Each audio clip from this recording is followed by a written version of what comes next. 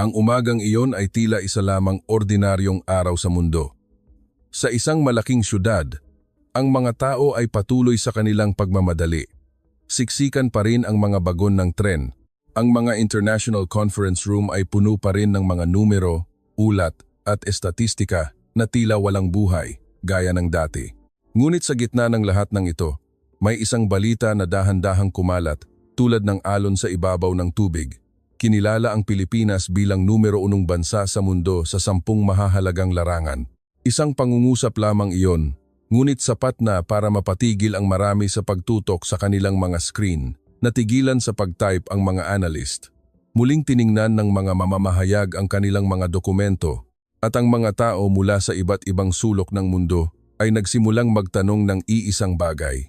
Paano ito nagawa ng Pilipinas, isang maliit na bansa sa Timog Silangang Asya? Ang tanong na ito ay hindi nagmula sa pagmamaliit, kundi sa tunay na pagkamangha. Dahil sa loob ng maraming dekada, ang imahe ng Pilipinas sa mata ng mundo ay madalas na limitado lamang sa ilang aspeto. Isang destinasyon ng mga turista, masasarap na pagkain, ang katatagan ng mga mamamayan nito, magagandang dalampasigan, at isang kulturang puno ng alindog. Ngunit iba ang pagkakataong ito. Hindi lamang ito tungkol sa turismo, hindi lamang tungkol sa ganda o kabaitan. Ito ay isang pagkilala na sumasalamin sa isang bagong pagtingin sa buong sistema ng Pilipinas. Sa matatayog na gusali ng mga pandaigdigang organisasyon, ang pangalan ng Pilipinas ay binabanggit na may ibang tono, hindi na lamang bilang isang bansang magandang bisitahin, kundi isang bansang dapat pag-aralan, isang bansang may huwaran, isang bansang lumikha ng isang bagay na ngayon ay nakikita na ang tunay na halaga. At sa Pilipinas mismo, ang balitang ito ay umabot sa lahat ng sektor ng lipunan mula sa magsasaka sa bukid, guro sa maliliit na paaralan, doktor sa pampublikong ospital, tindero-tindera sa palengke, hanggang sa mga kabataang naghahanap ng kahulugan sa salitang pambansang pagmamalaki. Marami ang natulala matapos basahin ang balita. Ang ilan ay napangiti ng hindi namamalayan. Sabi ng iba, "Sa wakas, nakita na ng mundo kung sino talaga tayo." Ngunit ang mas malaking tanong ay, paano nga ba narating ng Pilipinas ang puntong ito? Hindi ito nangyari sa isang gabi. Hindi ito resulta ng swerte. Hindi ito nagmula sa matatamis na papuri lamang. Nag-ugat ito sa malalim na kasaysayan, sa tibay ng mamamayan, sa kakayahang umangkop ng lipunan, at sa tahimik na lakas na naipon sa loob ng maraming henerasyon. Ito ang kuwento ng isang bansang dumaan sa mga krisis, kawalang katiyakan, pagbabago, at napakaraming pagsubok, ngunit nananatiling nakatayo, pinapanatili ang kanyang puso, at dahan-dahang ginagawang pambihira ang mga ordinaryong bagay na kinilala ng mundo. Ngayong gabi, dadalhin namin kayo sa isang malalim na paglalakbay sa 10 larangan na nagbigay dahilan upang pag-usapan ang Pilipinas sa pandaigdigang entablado. At kapag nabuksan na ang buong kwento, marahil ay hindi mo na muling titingnan ang Pilipinas sa parehong paraan. Marahil ay madarama mo na ang bansang ito ay higit na dakila kaysa sa inaakala ng sinuman. 1. Pagkain. Ang pusong inihahain sa mundo. Kung may isang bagay na agad na nagpapaalala sa mundo tungkol sa Pilipinas, ito ay ang kanilang pagkain. Ngunit iilan lamang ang nakakaalam na sa likod ng isang mangkok ng sinigang, ng adobo, ng lechon, o kinilaw, ay hindi lamang lasa ang naroon.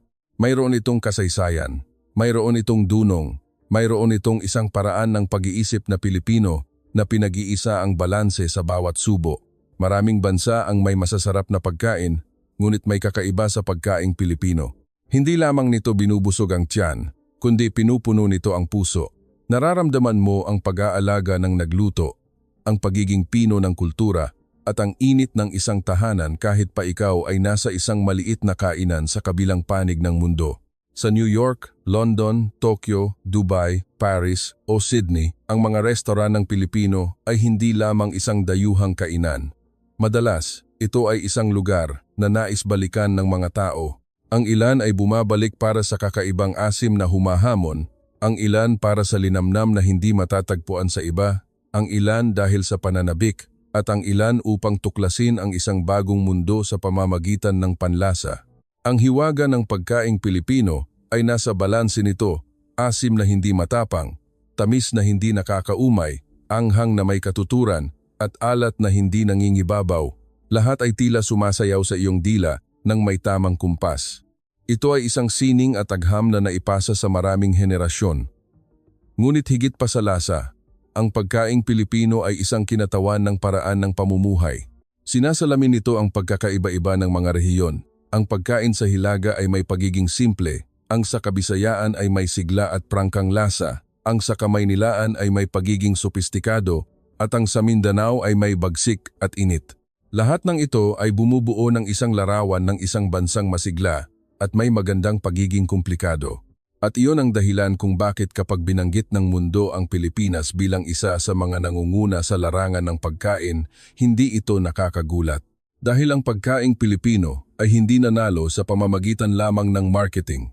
Nanalo ito dahil sa katapatan, sa mga ugat nito, sa mga kamay ng mga kusinero at kusinera, mga magsasaka, mangingisda, mga gumagawa ng bagoong, mga nagtitinda sa karinderya sa tabi ng daan, at mga maliliit na kainan na bukas sa loob ng dekada nang hindi iniisip na sila pala ay mga embahador ng kultura ng bansa.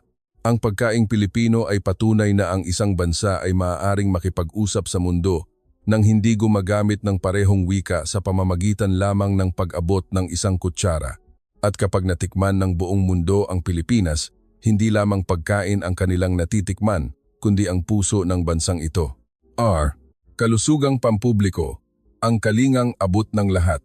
Kung ang pagkaing Pilipino ang nag-aanyaya sa mundo na kilalanin ang Pilipinas, ang sistema ng kalusugang pampubliko naman ito ang nagpatigil sa mundo upang tumingin ng may paggalang. Sa maraming bansa, ang pangangalagang medikal ay isang bagay ng pagkakataon, ng kita, ng kung sino ang may kayang magbayad at kung sino ang kailangang maghintay. Ngunit ang Pilipinas ay nagpakita ng ibang larawan sa mundo, isang sistema na nagsisikap sabihin sa mga mamamayan nito na ang pagkakaroon ng isang ligtas na buhay ay hindi dapat karapatan lamang ng iilan, kundi karapatan ng lahat. Sa likod ng imahe ng pagiging palakaibigan ng Pilipinas, ay may isang network ng mga profesional sa kalusugan na kahanga-hanga ang lakas, mga doktor, nurse, health worker, mga voluntaryo sa komunidad, at marami pang iba na nagtatrabaho sa likod ng kamera. Hindi lamang sila mga manggagawa na tumutupad sa kanilang tungkulin, kundi sila ang pader na nakatayo sa pagitan ng mga mamamayan at ng kawalan ng pag-asa. Sa malalaking ospital sa syudad at sa maliliit na health center sa kanayunan, ang diwa ng pag-aalaga ay pareho, ang iparamdam sa pasyente na hindi sila pinababayaan. Ang natatanging katangian ng Pilipinas ay hindi lamang tungkol sa mga ospital o teknolohiya, kundi nasa konsepto ng accessibility. Sinisikap ng bansang ito na gawing malapit sa mga tao ang serbisyong medikal, hindi isang bagay na napakalayo at hindi maabot. Ito ang pagkakaiba na nagtulak sa maraming bansa na pag-aralan ang modelo ng Pilipinas. Lalo na sa panahon ng krisis, mas nakita ng mundo ang halaga ng isang sistemang nakaugat sa komunidad. Ang mga barangay health worker ay isa sa mga tahimik ngunit pinakamakapangyarihang lakas. Sila ay mga ordinaryong tao sa komunidad na nagbabantay, nangangalaga, nagbibigay kaalaman, at epektibong nag-uugnay sa sistema ng kalusugan sa mga pangkaraniwang mamamayan. Dahil dito, ang Pilipinas ay hindi lamang may sistema, kundi mayroon ding relasyon, at kapag ang sistema ay isinanib sa tiwala ng mga tao sa lipunan, ito ay nagiging isang napakalaking puwersa. Ang pagkilala sa larangan ng kalusugang pampubliko ay hindi tagumpay ng isang kagawaran o ng isang ospital lamang. Ito ay tagumpay ng buong sambayanang Pilipino ng mga doktor na nagpupuyat, ng mga nurse na nakangiti kahit pagod, ng mga kawani na naglalakbay sa malalayong lugar, at ng mga tao sa komunidad na nagtutulungan upang alagaan ang mga matatanda, bata at mahihina. Maaaring nakikita ng mundo ang mga numero, mga ulat at mga ranggo, ngunit alam ng mga Pilipino na ang tunay na nagpapatatag sa sistemang ito ay ang puso ng mga tao. At marahil, iyon ang pinakamahalagang dahilan kung bakit ang Pilipinas ay hindi lamang isang bansang nagpapagaling ng sakit, kundi isang bansang nagpapanatili rin ng pag-asa ng mga tao. 3. Turismo. Ang yakap na nagpaparamdam ng tahanan. Maraming bansa ang may magagandang kalikasan, may mapuputing dalampasigan, matataas na bundok, makasaysayang lungsod, mga lawa o kahanga-hangang arkitektura.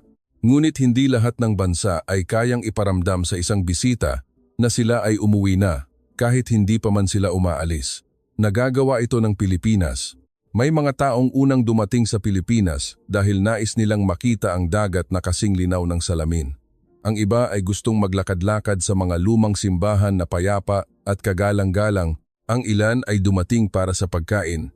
Ang iba para sa mas mababang halaga ng pamumuhay at ang iba para magtrabaho. Ngunit napakarami ang nanatili dahil ang kanilang puso ay nabihag ng lugar na ito. Ang espesyal na katangian ng turismo sa Pilipinas ay hindi lamang nasa mga lugar, kundi nasa karanasan na natatanggap ng mga tao. Maaring kumakain ka ng mami sa tabi ng daan at nakikipag-usap sa tindera ng may ngiti. Maaring naligaw ka sa isang maliit na eskinita, ngunit may isang taong lalapit upang tulungan ka ng walang pag-aalinlangan. Maaari kang tumuloy sa isang marangyang resort o sa isang simpleng homestay sa gitna ng bukirin, ngunit sa parehong lugar, mararamdaman mo ang init ng pagiging Pilipino. Ito ay isang bansa na may kahanga-hangang pagkakaiba-iba sa heograpiya. Ang Hilagang Luzon ay may malamig na umaga at isang kulturang magiliw. Ang Kabisayaan ay may alindog ng katutubong pagiging totoo at puno ng buhay.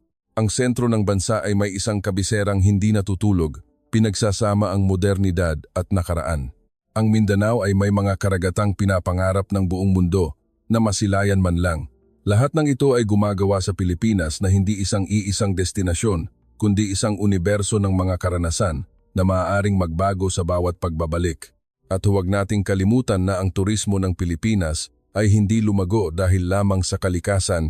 Lumago ito dahil sa mga tao, dahil sa tsuper ng tricycle, sa bangkero, sa lokal na gabay, sa nagtitinda ng mga alaala, sa kawani ng hotel, sa may-ari ng maliit na kapihan, at sa lahat ng nagpaparamdam sa mga bisita na ang bansang ito ay may buhay, may kabutihang loob, at may mga kuwentong nakatago sa bawat sulok ng kalye.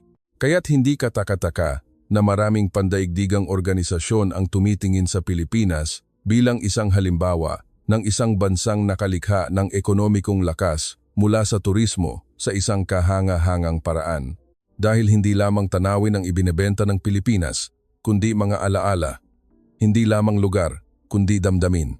Maraming turista ang nagsasabi na ang pinakanamis nila pagkaalis sa Pilipinas ay hindi lamang ang dagat, pagkain o mga simbahan, kundi ang mga ngiti, ang pakiramdam ng kaligtasan, at ang pakiramdam na sila ay tunay na tinanggap. At kapag ang isang bansa ay nagawang pabalikin ng paulit-ulit ang mga tao mula sa buong mundo, hindi na lamang ito isang lugar panturista.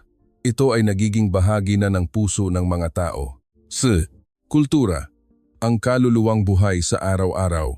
Maraming bansa ang may mahabang kasaysayan, sining, tradisyon, at pamanang maipagmamalaki. Ngunit iilan lamang ang mga bansang kayang panatilihing buhay ang kanilang kultura sa pang-araw-araw na pamumuhay tulad ng Pilipinas.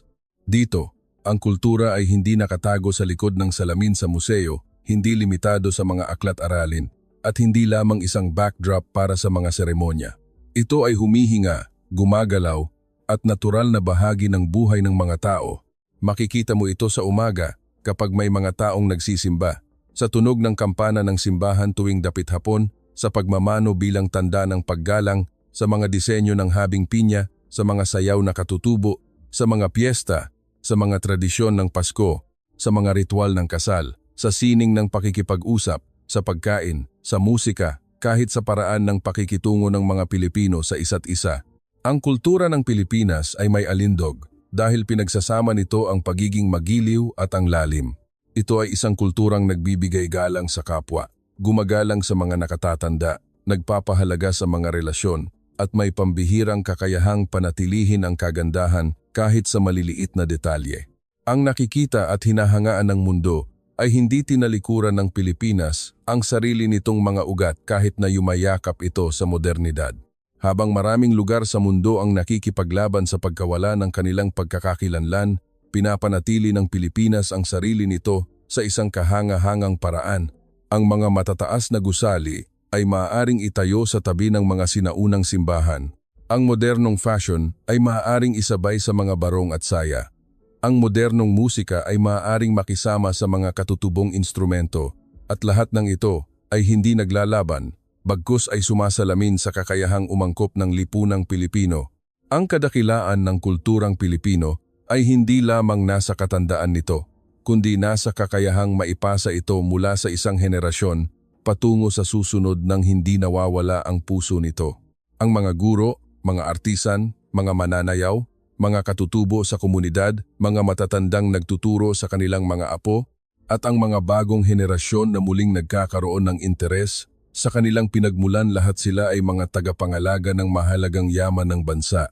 At ito ang dahilan kung bakit kapag ang mundo ay nagsimulang maghanap ng mga bansang kayang panatilihin ang kanilang pamanang kultural habang sumusulong sa hinaharap, ang Pilipinas ay mas lalong napag-uusapan dahil ipinapakita ng bansang ito na ang pag-unlad ay hindi kailangang kapalit ng paglimot sa sarili. Sa katahimikan ng mga disenyo ng tinalak, sa mga panalangin, sa mga gawang kamay, sa mga lokal na pagdiriwang, may isang bagay na nagsasabi sa mundo na ang Pilipinas ay hindi lamang may isang nakaraang maipagmamalaki, kundi mayroon ding isang kasalukuyang tunay na nagpapahalaga sa nakaraang iyon. At kapag ang kultura ay buhay, ang isang bansa ay hindi kailanman mawawalan ng kaluluwa. Agrikultura, ang dunong na galing sa lupa. Kapag binanggit ang Pilipinas, marami ang marahil ay naiisip ang malalaking lungsod, makukulay na ilaw o magagandang dalampasigan. Ngunit kung titingnan ng malaliman ang puso ng bansang ito, matutuklasan na ang tunay na ugat ng maraming Pilipino ay nakabaon pa rin sa lupa. Mga palayan, taniman ng prutas, mga bukirin, mga niyugan, mga gulayan, at mga palaisdaan. Ang mga ito ay hindi lamang magagandang tanawin sa kanayunan. Ito ang istruktura ng buhay, ang pinagmumulan ng pagkain, ang ekonomiya, at ang dunong na naipon sa loob ng maraming henerasyon. Ang agrikultura ng Pilipinas ay hindi lamang tungkol sa produksyon para maging sapat.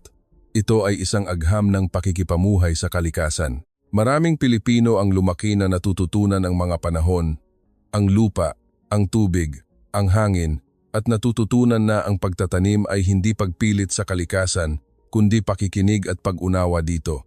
Ito ang dunong na muling tinitingnan ng modernong mundo nang may seryosong pagpapahalaga. Dahil sa panahong maraming bansa ang nahaharap sa krisis sa pagkain, krisis sa klima at mga problema sa sustainability, ang konsepto ng agrikulturang balanse, umaasa sa kalikasan at nagbibigay halaga sa komunidad ay nagiging mas mahalagang sagot kaysa dati. Ang Pilipinas ay may isang natatanging kalakasan, ang pagsasama ng tradisyonal na kaalaman sa mga inobasyon. Maraming magsasakang Pilipino ang maaaring gumagamit ng modernong teknolohiya. Ngunit kasabay nito, hindi nila iniiwan ang katutubong kaalaman. Alam pa rin ng mga magsasaka kung paano basahin ang langit, ang ulan at ang mga insekto. Kilala pa rin nila ang mga halamang gamot. Lubos pa rin nilang nauunawaan ang ekosistema sa kanilang lugar.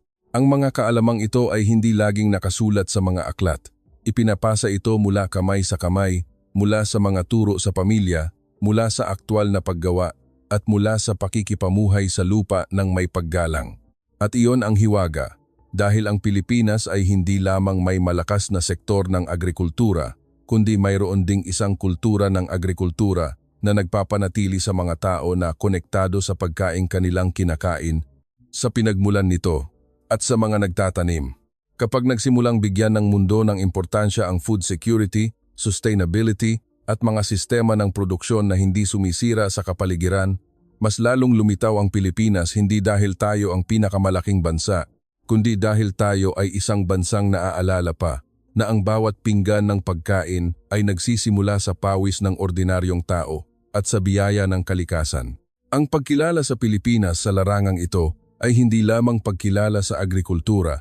Ito ay pagkilala sa mga magsasaka, mangingisda, at lahat ng manggagawa sa batayang sektor sa buong bansa.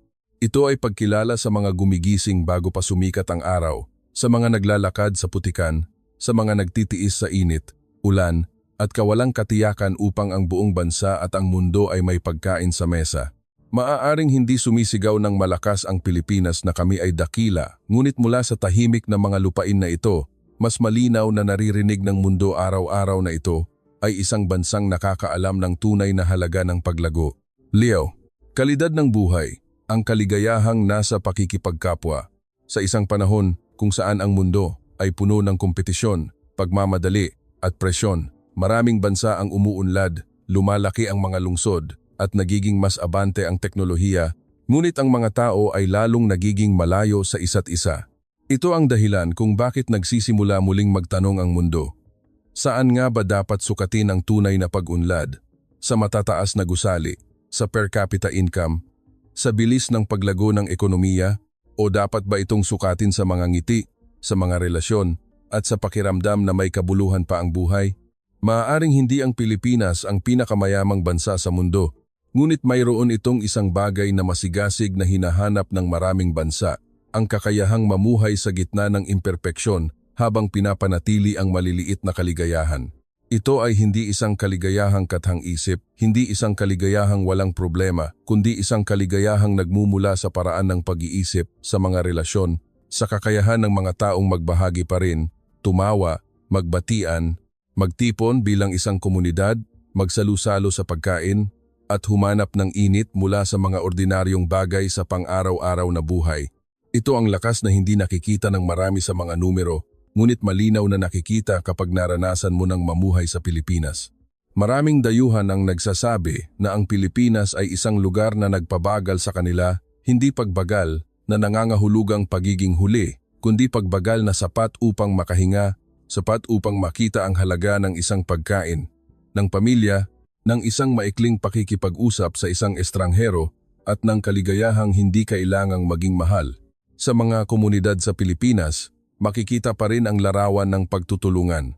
Ang diwa ng bayanihan maging sa mga okasyon tulad ng binyag, kasal, libing o piyesta, ang mga tao ay nagsasama-sama pa rin. Nabubuhay pa rin sila sa paraang hindi basta-basta hinahayaang mapag-isa ang isang tao. At sa modernong mundo, ito ay nagiging isang yamang panlipunan na hindi matatawaran. Ito ang dahilan kung bakit kapag napag-uusapan ang Pilipinas sa aspeto ng kalidad ng buhay, kaligayahan ng mga tao o init ng lipunan, nagsisimulang makinig ng mabuti ang mundo. Dahil ipinapaalala ng Pilipinas sa mundo na ang pag-unlad ay hindi dapat mag-alis ng ating pagiging tao. Tiyak, ang Pilipinas ay mayroon pa ring mga problema, mga hamon, hindi pagkakapantay-pantay, at mga alalahanin sa maraming aspeto. Ngunit ang nakakamangha sa Pilipinas ay sa kabila ng mga katotohanan ito, marami pa ring mga tao ang nagpapanatili ng kabutihang loob at katatagan. Ang ngiti ng isang Pilipino ay hindi lamang isang porma ng pakikitungo. Ito ay isang mekanismo ng puso, isang lakas upang malampasan ang mahihirap na araw, isang tahimik na pagsasabi sa isa't isa na magkakasama pa rin tayo. At minsan, ang nagpapaging dakila sa isang bansa ay hindi ang kapangyarihan o mga numero, kundi ang kakayahang panatilihing mainit ang puso ng mga tao. Edukasyon, ang potensyal ng bagong henerasyon. Kapag tinitingnan ng mundo ang Pilipinas, marami pa rin ang maaaring nakakapit sa imahe ng isang bansang puno ng tradisyon, mga simbahan at turismo. Ngunit sa likod ng mga alindog na iyon, may isa pang mahalagang pagbabago na nagaganap sa Pilipinas. Ang lakas ng edukasyon, pagkatuto, at ang bagong henerasyon na tumatayo bilang puwersang nagtutulak sa hinaharap. Maaring hindi nagsimula ang Pilipinas na may pinakakumpletong yaman, ngunit ang mayroon ito ay ang kakayahang matuto at umangkop. Ito ay isang napakalakas na katangian sa modernong mundo. Dahil sa isang panahon kung saan lahat ay mabilis magbago, ang mga bansang mananatili ay hindi palaging ang mga bansang may pinakamaraming alam, kundi ang mga bansang pinakamabilis matuto at hindi humihinto sa pag-unlad. Sa maliliit na silid-aralan sa mga probinsya, sa mga universidad, sa mga vocational training center, sa mga komunidad, at kahit sa mga screen ng telepono ng bagong henerasyon, ang edukasyon sa Pilipinas ay hindi na lamang tungkol sa pagsasaulo. Ito ay unti-unting gumagalaw patungo sa pagtatanong, pagiging malikhain, at paghahanap ng mga bagong paraan. Pinapatunayan ng mga kabataang Pilipino na hindi lamang sila mga tagapagmana, kundi sila mismo ang mga tagapagtayo ng isang bagong panahon. Nagtatayo sila ng mga negosyo sa murang edad, lumilikha ng mga inobasyon, dinadala ang mga tatak Pilipino sa pandaigdigang entablado, gumagamit ng teknolohiya para solusyonan ang mga problema sa lipunan, at higit sa lahat, nagsisimula silang balikan ang kanilang mga ugat sa isang bagong pananaw. Ito ay isang napakagandang larawan. Dahil ang Pilipinas ay hindi sumusulong sa pamamagitan ng pagputol sa nakaraan, kundi sa pamamagitan ng paggamit ng edukasyon upang ikonekta ang lumang dunong sa mga bagong ideya. Maraming kabataang Pilipino ngayon ang nag-aaral ng coding, teknolohiya, mga wika at pagnenegosyo, habang kasabay nito, marami pa rin ang nagkakaroon ng interes sa mga katutubong tela, halamang gamot, sining bayan at kultura.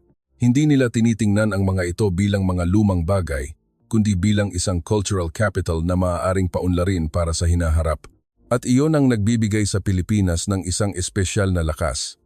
Ang hindi pagpili ng isa lamang, kundi ang lakas ng loob na maging moderno at maging sarili nito ng sabay. Kapag nagsimulang tingnan ng mga pandaigdigang organisasyon ang mga bansang may potensyal sa pagpapaunlad ng human capital, mas lalong na pag-uusapan ang Pilipinas hindi dahil perpekto ang sistema, kundi dahil may dinamismo, may pagsisikap, may napakaraming taong hindi sumusuko sa mga limitasyon at naniniwala pa rin na kayang baguhin ang kaalaman ng buhay. Ang pagkilala sa Pilipinas sa aspetong ito ay isang pagkilala sa mga guro, magulang, mag-aaral, mananaliksik, mga batang negosyante at sa lahat ng tumutulong sa pagbuo ng bansa sa pamamagitan ng pagkatuto, dahil ang kinabukasan ng Pilipinas ay hindi pa parating pa lamang. Nagsimula na ito sa puso ng mga kabataang nangangarap ng mas malayo kaysa sa inaasahan ng sinuman. Pagpapanatili. Ang komunidad bilang tagapangalaga, ang mundo ngayon ay nahaharap sa isa sa pinakamalaking tanong sa kasaysayan ng sangkatauhan. Paano tayo uunlad ng hindi sinisira ang mundong ating tinitirhan? Ito ay hindi lamang tanong para sa mga siyentipiko o mga lider ng mundo. Ito ay tanong para sa bawat bansa, bawat komunidad, at bawat pamilya, at nakakagulat na ang Pilipinas ay tinitingnan bilang isa sa mga bansang may napaka-interesanteng pamamaraan. Ang Pilipinas ay may malalim na ugnayan sa kalikasan maging ito man ay mga ilog, kagubatan, karagatan, bukirin o mga panahon. Maraming tao sa lipunang Pilipino ang hindi tumitingin sa kalikasan bilang isang yaman na ginagamit at nauubos, kundi bilang bahagi ng kanilang buhay. Oo. Ang Pilipinas ay nahaharap din sa mga problemang pangkapaligiran tulad ng ibang bansa, polusyon, basura, paggamit ng yaman at epekto ng climate change. Ngunit ang nagbibigay pag-asa sa Pilipinas ay sa maraming bahagi ng bansa, may mga komunidad na tumatayo upang protektahan ang kanilang tahanan ng may kahanga-hangang determinasyon. May mga komunidad na nagpapanumbalik ng mga bakawan. May mga barangay na namamahala ng kanilang sariling basura. May mga magsasaka na bumabalik sa organikong pagsasaka. May mga kabataang nagtatayo ng negosyo mula sa konsepto ng recycling. May mga paaralang nagtuturo sa mga bata na mahalin ang kapaligiran mula sa pagkabata. Ang lahat ng ito ay maaaring mukhang maliliit na bagay kapag tiningnan ng hiwa-hiwalay, ngunit kapag pinagsama-sama, ito ay isang kultura ng responsibilidad. Ang kaisipang Pilipino na nagbibigay halaga sa pagiging katamtaman, sa balanse, at sa pakikipamuhay ng maayos ay nagiging isang bagay na hinahanap ng mundo. Dahil sa isang mundong hinihimok ng walang katapusang pagkonsumo, ang isang bansang mayroon pa ring prinsipyo ng sapat lang ay mayroong isang bagay na kapaki-pakinabang na pag-aralan. Ang sustainability ng Pilipinas ay hindi lamang nasa mga polisiya sa itaas, kundi nasa mga gawi sa ibaba, nasa mga lokal na pamilihan, nasa mga komunidad, nasa paraan ng pamumuhay na hindi pa tuluyang nahihiwalay sa kalikasan.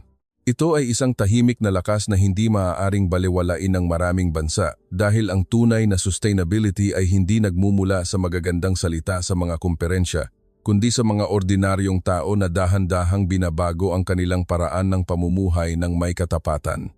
Kapag kinilala ang Pilipinas sa aspeto ng komunidad at sustainability, hindi lamang ito paghanga sa mga plano, kundi paghanga sa pagtutulungan ng maliliit na tao sa buong bansa, mga taong nagtatanim ng puno, nagpupulot ng basura, nag-aalaga ng mga ilog, nagpapanumbalik ng lupa, nagpoprotekta sa kagubatan, at nagsisikap na ipasa ang isang mas mabuting mundo sa susunod na henerasyon.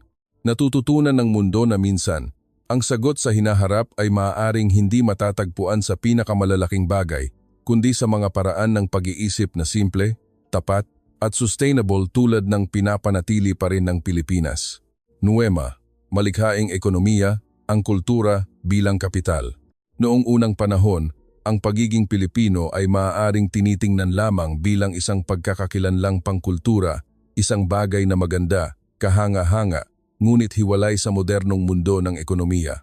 Subalit ngayon, ang larawang iyon ay malinaw na nagbabago.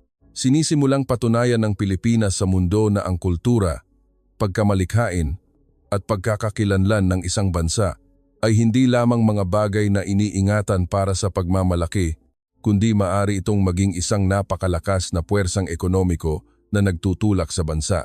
Tumingin ka sa paligid. Ang pagkaing Pilipino ay hindi na lamang pagkain, ito ay naging isang pandaigdigang tatak. Ang mga habing Pilipino ay hindi na lamang gawang lokal, ito ay naging bahagi na ng modernong fashion. Ang mga gawang kamay ay hindi na lamang mga souvenir, ito ay naging mga produktong may mataas na halaga. Ang modernong musikang Pilipino, mga pelikula, teleserye, disenyo, mga spa, herbal na produkto, kosmetiko, at serbisyong may tatak Pilipino, lahat ng ito ay lumalawak na sa pandaigdigang entablado. Ang puso ng malikhaing ekonomiya ng Pilipinas ay nasa kakayahang gawing halaga ang mga kuwento. Ang Pilipinas ay hindi lamang nagbebenta ng mga produkto, nagbebenta ito ng kahulugan, karanasan at damdamin. At ito ay isang uri ng ekonomiya na napakalakas sa ika-21 siglo. Kapag bumibili ang mga tao ng produktong Pilipino, hindi lamang sila bumibili ng isang bagay. Binibili nila ang pagiging Pino, ang panlasa, ang pagiging natural, ang kagandahang nagmula sa dunong, at ang isang kuwentong naiiba sa ibang bansa.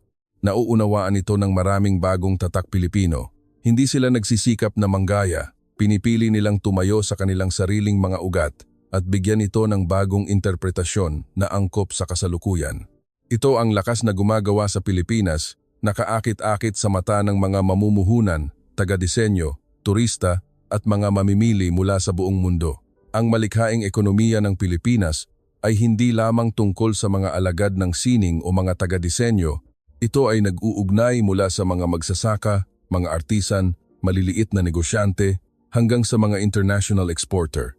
Ito ay isang sistemang ekonomiko na nagbibigay daan sa mga ordinaryong tao na gawing kita ang kanilang kaalaman, kakayahan at pagkakakilanlan ng kanilang komunidad ng may pagmamalaki. At ito ang dahilan kung bakit mas maraming internasyonal na entablado ang nagbibigay pansin sa Pilipinas. Dahil ang Pilipinas ay hindi lamang may likas na yaman, kundi mayroon ding yamang pangkultura na maaaring paunlarin ng walang katapusan. Ang pagkilala sa Pilipinas sa aspetong ito ay isang pag-amin na ang bansang ito ay hindi lamang may magandang nakaraan, kundi kaya rin itong gawing kinabukasan. Ang nakaraan hindi sa pamamagitan ng pag-iwan sa sarili, kundi sa pamamagitan ng pag-angat sa sarili upang makita ng mundo ang halaga nito. At kapag ang pagkamalikhain ay isinanib sa matatag na mga ugat, ang isang maliit na bansa ay laging makakalikha ng alon na mas malayo kaysa sa inaasahan ng mundo. Sir, ang lakas ng pagiging tao, ang diwang Pilipino. Kapag binalikan natin ang lahat ng kuwentong ating napagdaanan, ang mahalagang tanong ay, bakit kinilala ang Pilipinas bilang natatangi sa 10 larangan? Ang sagot ay wala sa entablado ng paggawad, wala sa magagarang salita, at wala lamang sa mga ulat. Ito ay nasa tunay na buhay ng buong sambayanan. Dahil kung lalagumin natin, ang 10 larangang nagpatuon ng pansin ng mundo sa Pilipinas ay malinaw na sumasalamin sa pagkatao ng bansang ito.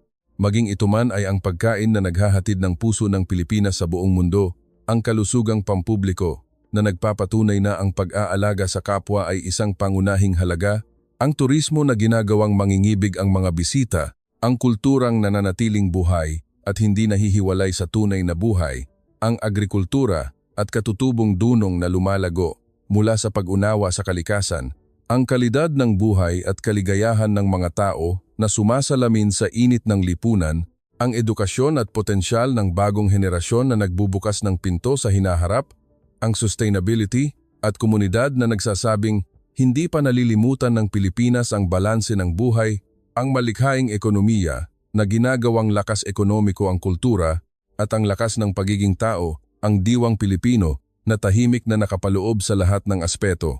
Lahat ng ito ay hindi malilikha sa pamamagitan ng isang panandaliang kampanya. Nagmula ito sa malalim na ugat ng lipunang Pilipino mula sa pagtitiis, sa kakayahang umangkop, sa ugnayan ng pamilya at komunidad, at mula sa mga ordinaryong taong ginagawa ang kanilang tungkulin ng buong husay araw-araw. nang hindi iniisip na ang kanilang ginagawa ay makikita ng mundo. Iyon ang dahilan kung bakit napakahalaga ng tagumpay na ito. Dahil hindi lamang nito sinasabi na magaling ang Pilipinas, kundi sinasabi nito na ang maraming bagay na matagal nang ginagawa ng mga Pilipino, ang pagiging magiliw, ang pagtutulungan, ang pagiging Pino, ang paggalang sa kalikasan, at ang kakayahang mamuhay ng magkakasama ang mga ito ay hindi kailanman naluma. Sa katunayan, mas lalo pa itong kailangan ng mundo ngayon. At marahil, ang pinakamalaking dahilan ng pagmamalaki ay hindi ang pagiging numero uno, kundi ang malaman na ang kung sino tayo, ang kung ano ang ginagawa natin, at ang mga bagay na ating pinangangalagaan ay may tunay na halaga sa mata ng mundo. Ang Pilipinas ay hindi nakarating dito dahil sa swerte. Hindi ito umangat dahil sa propaganda. Dumating ito dala ang katotohanan, dala ang mga totoong tao, dala ang mga totoong kwento, at dala ang isang pusong nananatiling Pilipino sa kaibuturan nito. Nang marating ng ating kwento ang puntong ito, marahil ay nagsisimula na nating maunawaan kung bakit napakalaki ng epekto ng balitang ito. Hindi lamang dahil sa magandang pakinggan ang salitang numero uno, kundi dahil para itong sinabi ng mundo sa isang bansa, sa wakas, nakita ka na namin. Maaring hindi isang superpower ang Pilipinas, maaring hindi ito ang may pinakamalaking lupain o pinakamaraming populasyon, at maaring hindi ito ang may pinakamalakas na boses sa pandaigdigang entablado. Ngunit ang mayroon ang Pilipinas ay isang lalim na sarili nito. Ang bansang ito ay may lakas na hindi nasusukat sa laki, kundi sa halaga. Mayroon itong pambihirang kakayahang gawing espesyal ang mga ordinaryong bagay. Gawing kultura ang pagkain, gawing di malilimutang alaala ang isang ngiti, gawing lakas ang komunidad, gawing kinabukasan ang dunong, at gawing isang bagay na nais matutunan ng mundo, ang sariling pagkakakilanlan. Ito ang dahilan kung bakit kapag may nagtanong kung saan ang kadakilaan ng Pilipinas, ang sagot ay maaaring wala sa pinakamatataas na gusali o sa pinakamalalakas na sandatahan. Ito ay nasa mga tao, nasa paraan ng pag-iisip, nasa kultura, nasa kabutihang loob, at nasa kakayahang panatilihin ang sariling puso kahit gaano pa kalaki ang pagbabago ng mundo.